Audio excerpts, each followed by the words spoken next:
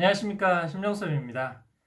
제가 이번에 신간으로 하루 15분 인문학 지혜독서법이라는 책을 내게 되었습니다.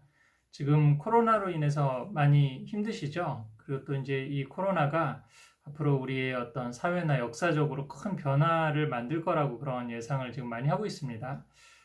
그런 말이 있더라고요. 우리 한국전쟁이 있었을 때 많은 이산가족들이 생긴 이유 중에 하나가 다들 전쟁이 어느 쪽이 이기든지 간에 금방 끝날 줄 알았다고 그러더라고요. 그리고 짧으면 뭐 몇 개월, 길면은 몇 년 내에 어떤 형태로든 가족을 다시 볼 수 있을 거라는 생각에 쉽게 가족을 두고 자기가 살던 고향을 떠나서 새로운 또 터전으로 내려왔다라고 했는데 그렇게 금방 끝날 것 같은 전쟁이 현실은 70년이 지나도록 끝나지 않고 이렇게 분단이 이어지는 역사적인 결과들이 생기게 되었습니다. 코로나도 비슷할 거라고 하는 분들이 많더라고요. 지금 한 1년 반, 2년 정도만 참고 치료법이 나오고 백신이 나오면 이제 우리 이전의 일상으로 돌아갈 수 있겠다. 많은 사람들이 모여서 무엇을 할 수 있고 자유롭게 여행도 해외여행도 갈 수 있고 그런 어떤 시절이 오겠지라고 생각을 하는데 쉽게 그렇게 되지 않을 거다라고 하는 그런 의견도 많은 것 같습니다. 앞으로 계속 수많은 변종 바이러스가 나오고 또 우리가 이런 사회적 거리두기를 계속해야 되고 또 해외여행은 정말 옛날의 추억으로만 생각해야 될 그럴 어떤 시대가 될 수 있을 거라고 하는 의견도 있는데요. 어쨌든 무언가 포스트 코로나 시대를 지금 준비를 해야 되는 시점이고 지금 이런 교육에 있어서도 여러 가지 포스트 코로나 시대에 대비하는 준비들이 있어야 된다고 생각하는데 포스트 코로나 시대에 있어서 가장 중요한 키워드 중에 하나는 가정이라고 할 수가 있습니다. 왜 그러냐면 지금 뭐 현실적으로도 그런 문제죠. 좀 아이들이 학교를 갈 수 없으니까 집에서 있는 시간이 늘어나고 또 아빠들도 직장을 안 가는 경우들이 많고 집에서 재택근무하는 경우들이 상당히 많기 때문에 가족들이 집에 있는 시간들이 굉장히 늘어났습니다. 그리고 이제 앞으로 우리가 만나는 사람들도 내가 믿을 수 있는 가족이나 이웃들 이런 분들만 대면으로 접촉할 수 있고 제가 잘 모르고 또 알 수 없는 사람들은 온라인으로 지금 만나야 되는 그런 시대가 점점 오고 있는 거죠. 그럼 이런 어떻게 보면 가정이 중심이 되는 이런 시대에 우리 아이들의 교육을 어떻게 해야 될까? 또 이 문제는 앞으로의 미래의 문제뿐만 아니라 지금 우리가 당장 닥친 문제이기도 하는데요. 저는 이 제가 새로 낸 이 책에서 그 우리가 아이들과 집에서 해야 될 일은 문제집 푸는 공부로 대표되는 그 인지 공부, 또 앞으로 국영수를 더 잘해서 좋은 대학을 어디를 가는 그런 어떤 공부가 답일까라고 하는 좀 그런 문제의식에서 이 책을 쓰게 되었습니다. 그리고 또 실제 공부가 잘 안 되는 아이들을 데리고 지금 학교나 학원을 보내서도 잘 안 되는데 집에서 지금 있는 동안에 온라인 수업만 듣고 뭐 스스로 문제지를 풀게 한다든지 이런 식으로 해서 학과 공부를 잘 시켜서 입시 체제를 준비한다는 것도 사실 쉽지 않은 문제거든요. 계속 많은 가정들에서 사실 싸움만 되고 관계가 안 좋아질 가능성도 상당히 많이 있습니다. 제가 지난 20년간의 어떤 교육 현장의 경험을 볼 때 온라인으로도 강의를 듣고 스스로 문제 풀 능력이 되는 학생들이라면 사실 대면이든 비대면이 큰 차이가 없을 거라고 사실 생각이 되고 또 특히 저희 우리들이 관심을 가져야 되는 이제 우리 아이들이 그런 걸 스스로 할 수 없는 아이들은 이제 어떻게 도울 것인가 또 단순히 그런 문제집 푸는 공부 능력이나 입시를 대비하는 그런 것보다 평생을 놓고 봤을 때 점점 일자리가 줄어드는 인공지능 시대에 우리 아이들이 행복하게 살 수 있는 방법을 찾으려면 어떻게 해야 되나라고 하는 그런 문제의식을 갖게 됐고 이런 코로나 사태와 같은 위기 상황을 하나의 기회로 삼아보자라고 하는 그런 제안을 하고 싶은 거죠. 그래서 우리가 가정에서 많은 시간을 같이 보내는 그 시간 동안 앞으로 우리는 왜 살고 어떻게 살아야 되는지에 대한 어떤 이런 인성교육적인 지혜교육적인 중심으로 가정교육의 포커스를 좀 바꿔야지 사실 인지교육적인 문제도 해결이 되고 또 미래도 대비될 수 있고 아이도 행복한 교육을 할 수 있다라고 하는 그런 제안을 하고 싶었던 것입니다.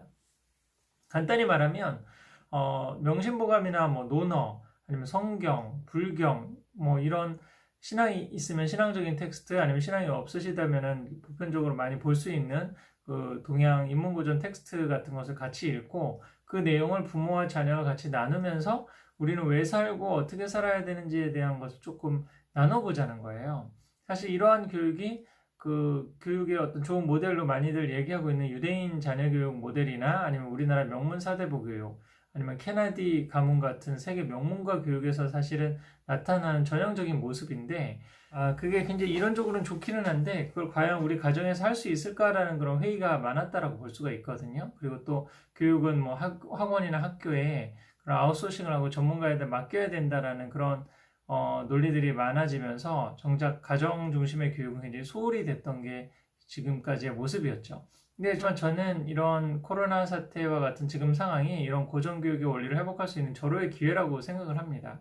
너무 이론적으로 말씀드리면 과연 이게 되겠나라는 의심이 좀 들 수도 있으시니까 제가 책에 소개해 있는 몇 가지 사례를 좀 말씀드려 보도록 하겠습니다. 먼저 우리 김수정님 가정 경우에는 코로나 어떤 상황이기도 하고 또 사춘기를 맞은 중학교 1학년 아이하고 아주 평화롭게 지금 관계도 유지하고 또 아이도 주어진 온라인 수업이나 과제도 충실히 하면서 또 본인이 좋아하는 연날리기나 만들기 같은 걸 하면서 자기 진로를 찾아가고 있는 지금 모습을 보여주고 있는데요.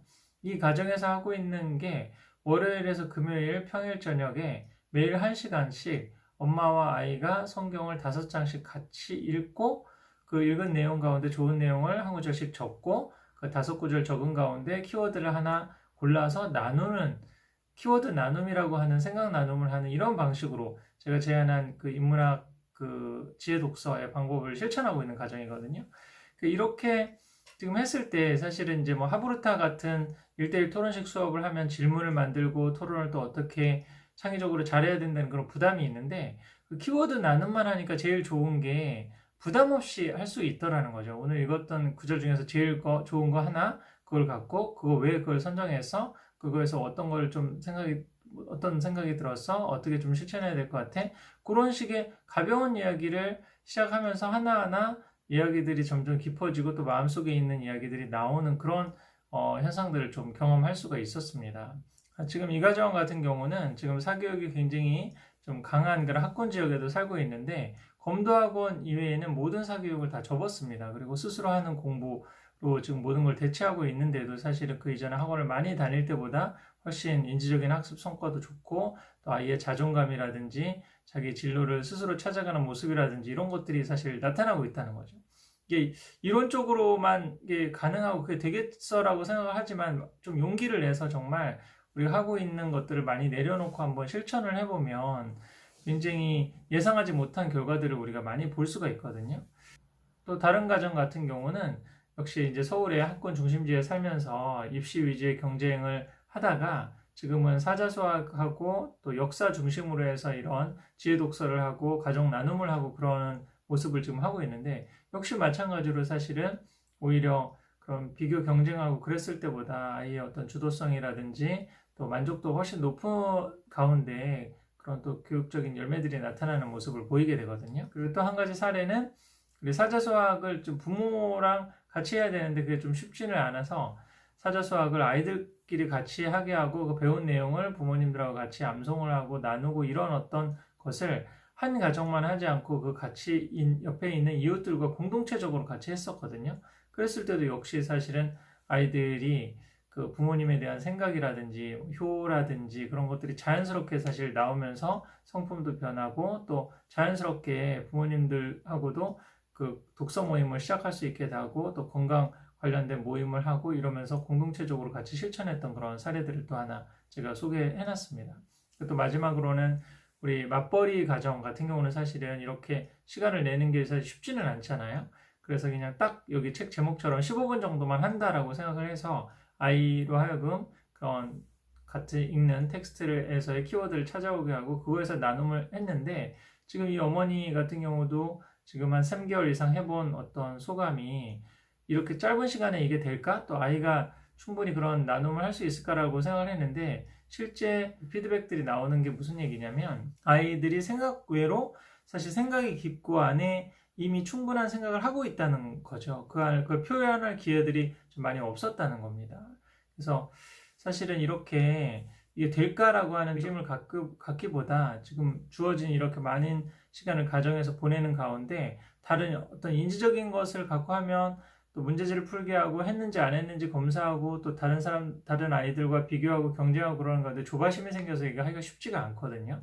그래서 근데 이 평생을 아이가 독립할 때까지 뼈가 되고 살이 되는 그 인문고전 텍스트를 같이 읽고 나눈다라고 하는 좀 가벼운 마음으로 사실 시작을 했을 때 우리가 생각하는 것보다 훨씬 더 큰 열매들을 얻을 수 있는 경험들을 많이 할 수 있습니다. 한번 도전해 보시면 좋겠고요. 그래서 그럼 텍스트를 어떻게 선정하고 어떻게 진행하는가에 대한 상세한 내용들은 제가 책에다 잘 설명을 해놨는데, 지금 이 시간에는 제가 몇 가지 이제 소개한 텍스트의 내용을 한번 갖고 실습까지는 아니더라도 한번 느낌을 좀 같이 가져보는 시간을 가져보면 좋을 것 같습니다. 먼저 제가 조금 추천한 책이 도덕경이나 명심보감 이런 책들을 제가 좀 추천을 많이 했는데요. 도덕경은 너무 어려운 책이 아닌가라고도 사실 이제 생각을 하시는 분들이 많은데, 도덕경이나 아니면 책은담이나 이런 책들은 배경 지식이 없어도 바로 읽고 느끼고 아이들과 나눌 수 있는 그런 텍스트적인 성격도 가지고 있거든요. 어려운 내용은 조금 걸러내고 쉽고 내가 엄마 아빠가 좀 마음에 다가오는 내용부터 같이 시작해서 아이들하고 이렇게 시작을 해볼 수가 있거든요. 그 도덕경에 이런 내용이 하나 있습니다. 도덕경 17장에 이런 내용이 있는데, 훌륭한 군주는 백성들이 다만 임금이 있다는 것을 알 뿐이다.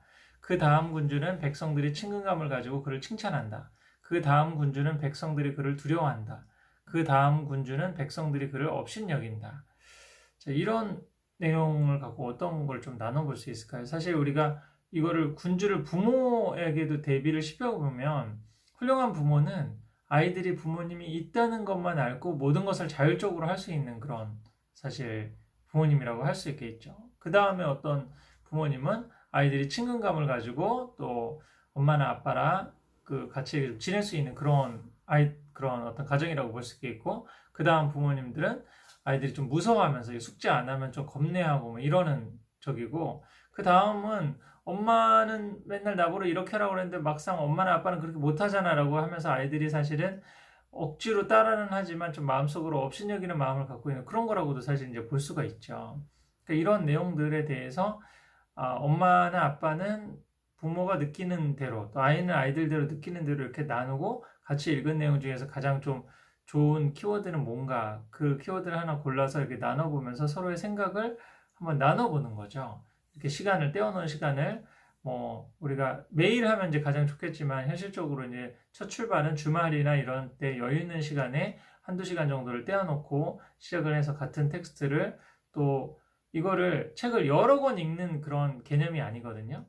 내가 만약에 도덕경이면 도덕경, 명심보감이면 명심보감, 성경이면 성경, 불경이면 불경, 자기가 정말 내가 읽고 암송할 만한 가치가 있다라고 하는 텍스트 하나를 정해서 평생을 읽는다는 좀 그런 마음으로 반복해서 읽고, 또 좋은 강의나 이런 거에 도움을 받아가면서 내가 같이 한번 공부를 해보는 거죠. 도덕경에 또 이런 구절도 하나 있습니다. 그 도덕경 2장에 나오는 내용인데요. 성인은 애쓰지 않고 일을 하고 말하지 않는 가르침으로 행동한다. 모든 것을 만들고도 자랑하지 않고 모든 것을 낳고도 소유하지 않는다. 업적을 이룬 후에도 자리에 연연하지 않는다. 안주하지 않기에 자리를 잃는 일도 없다. 이런 내용이 있습니다. 사실 모든 것을 낳고도 소유하지 않는다. 이게 도가적인 가르침이라고 하는 게 약간 이런 거거든요. 보통은 이제 산속에서 들어가서 도인처럼 사는 게 그 도덕경이나 장자 노장사상 아니냐 이런 오해들이 많은데, 실제로는 그 인위적으로 하지 않고 자연의 흐름에 따라서 최소한 애쓰지 않고 일이 되게 하는 것이 노자 철학의 가장 핵심이라고 볼 수가 있거든요. 근데 지금도 포스트 코로나 시대의 어떤 시대적인 대안으로 도교 사상을 이야기하는 철학자들이나 전문가들도 굉장히 많으시거든요. 지금도 이 코로나라든지 이런 사태가 일어나는 게 인간의 지나친 자연환경 파괴라든지 아니면 물질주의의 성장이라든지 이런 과잉 생산, 과잉 소비가 만들어낸 결과물들이 지금 우리가 이렇게 후폭풍으로 맞고 있다라고도 좀 할 수가 있기 때문에, 앞으로 미래 사회는 정말 최적의 생산과 최적의 소비를 해서 일이 되어지게 하는 이런 사실은 마인드로 가야 된다는 거죠. 그래서 의자사상의 어떤 원리를 또 우리 가정에서도 실천하고 또 사회적으로 실천해야 될 시대가 조금 올 수 있다고 볼 수 있는데, 하여간 지금 같이 이제 도덕경 내용을 잠깐 보셨지만은 이게 배경 지식이 전혀 없고 사람 이름이 나오고 고유명사가 나오고 지명이 나오고 역사적인 배경이 필요하지 않기 때문에 바로 읽고 좋은 내용을, 내가 좀 감동받은 내용을 같이 아이들과 나누고, 또 아이들이 아직 인지 수준이나 아니면 공부가 안 되면은 좀 낮은 수준에서 처음 시작할 수도 있겠지만 점점 해를 거듭하면서 질문이나 나눔이 점점 깊어져 갈 수 있겠죠. 그리고 또 어느 정도 공부가 되면 더 알고 싶은 욕구들이 많이 생기거든요. 그러면 요즘에 좋은 강의들이 굉장히 많이 있습니다. 그래서 제가 책에다 다 그런 좋은 강의들이란 책 같은 걸 다 소개를 해놨거든요. 유튜브가 좋은 내용이 굉장히 많잖아요. 우리 도덕경만 해도 지금 EBS에서 진행한 여러 가지 좋은 강의들이 있기 때문에 그런 걸 들으면서 더 공부를 하고 해마다 질문이나 아니면 나누는 내용들을 점점 깊이 있게 해나가면 상당히 의미 있는 공부가 될 수가 있겠죠. 하나는 이제 책은담 하나도 제가 소개를 해드렸는데 같은 맥락입니다. 이제 사실 논어나 성경이나 불경 같은 경우도 좀 배경 지식이 필요하고 어느 정도 공부가 필요하지만 이런 어떤 도덕경이나 책은담 같은 경우는 거의 배경 지식 없이도 출발할 수 있는 경우들이 있기 때문에요. 책은담 4장에 이런 내용이 있습니다. 세력과 이익, 사치와 부귀를 가까이 하지 않는 자를 청렴하다고 하지만 이것들을 가까이 하고도 물들이지 않는 사람이 더욱 청렴한 사람이고 잔재주와 속임수를 모르는 사람이 고상하다고 하지만 이를 알면서도 쓰지 않는 사람이 더욱 상한 사람이다.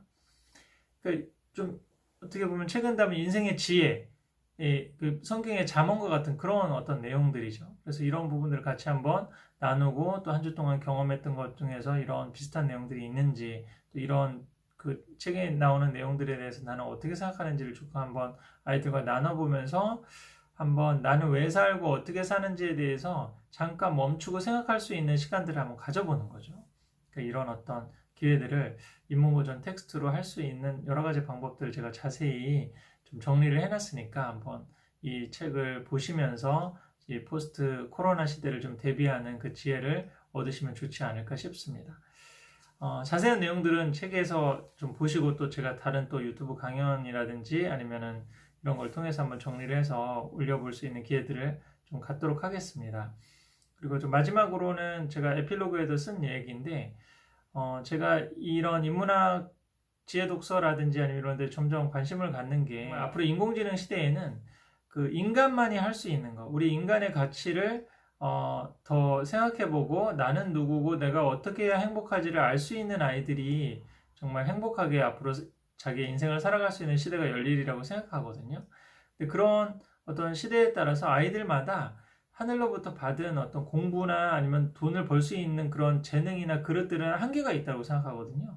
근데 인문학적인 어떤 가치는 뭐냐면 내가 어떤 그릇을 받고 어떤 환경에 있든지 간에 나는 누구고 어떻게 살아야 되는지에 대한 자기의 확신을 갖고 있기 때문에 그거를 흔들림 없이 자기의 분수에 맞는 행복한 삶을 살 수 있는 어떤 기초를 인문학으로 쌓을 수가 있다는 거죠. 근데 우리나라 지금 공사교육 현실에서는 이런 인문학 지혜 독서를 차분히 할 수 있는 환경이 정말 힘듭니다. 진도를 나가야 될 게 많고 배워야 될 과목들이 사실 너무 많기 때문에 정말 차분하게 하나의 인문고전 텍스트를 꾸준히 할 수 있는 가장 좋은 환경은 가정밖에 없는 거죠. 근데 지금 마침 또 이제 코로나 시대에 정말 어떻게 보면 우리 교육의 수건이었던 정말 인문고전 텍스트를 가지고 아이들과 같이 나누고 같이 아이들을 뭐 가르친다고 생각하고 이끌어준다고 생각하면 굉장히 피곤하거든요. 그래서 제가 계속 그런 얘기를 많이 하거든요. 그런 부담을 갖지 않고 나도 같이 더불어 배운다. 인문학 텍스트라는 것을 앞에다 놓고 아이와 내가 같이 그 거울 앞에 서는 거죠. 그러면서 그 거울에 비춰보면서 나는 어떻게 살고 나는 누구인가, 나는 왜 살고 어떻게 살아야 되는가에 대한 생각들을 아이와 더불어 같이 배운다라고 생각하면 훨씬 더 큰 부담 없이 즐거운 마음으로 해보실 수 있고 이런 어떤 공부들이 쌓여가고 서로의 나눔이 쌓여갈 때 행복한 가정이 이루어지고 또 우리들의 아이들도 자기의 미래를 행복한 자기의 미래를 준비할 수 있는 그런 기틀을 마련할 수 있다고 생각합니다. 네, 감사합니다.